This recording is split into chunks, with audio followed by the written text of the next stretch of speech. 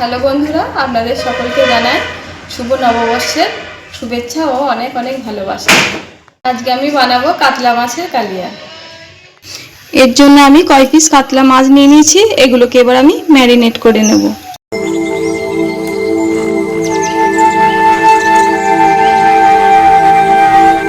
মাছগুলো ভালো করে নুন, হলুদ ও লঙ্কা গুঁড়ো মাখিয়ে নিচ্ছি।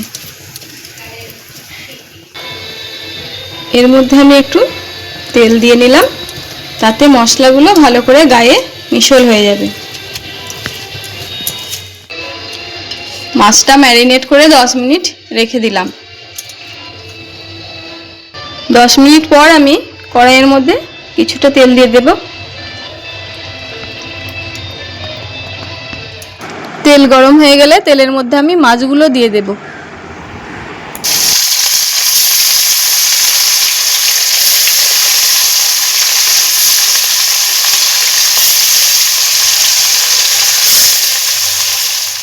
মাছগুলো উল্টে পাল্টে ভেজে নিয়েছি, মাছগুলো এবার আমি তুলে নেব।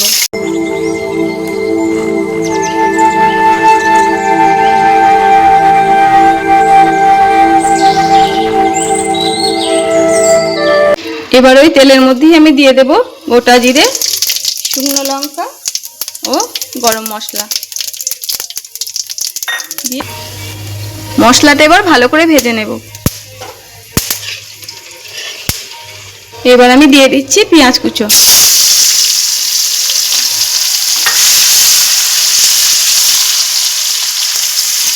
পেঁয়াজটা আমি লালচে করে ভেজে নিয়েছি, এবার আমি দিয়ে দেব আদা রসুন বাটা।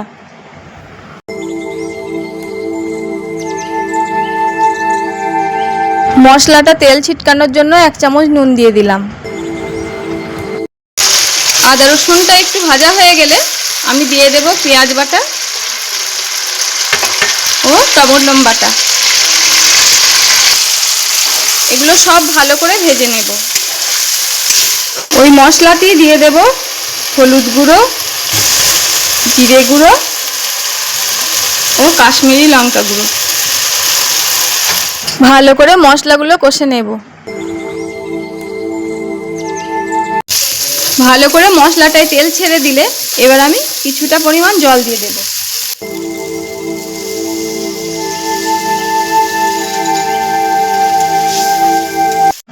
ও ভালো করে নাড়িয়ে নেব। মশলাটা ভালো মতো কষা হয়ে গেলে এবার কাঁচা লঙ্কা ও মাছগুলো দিয়ে দেব।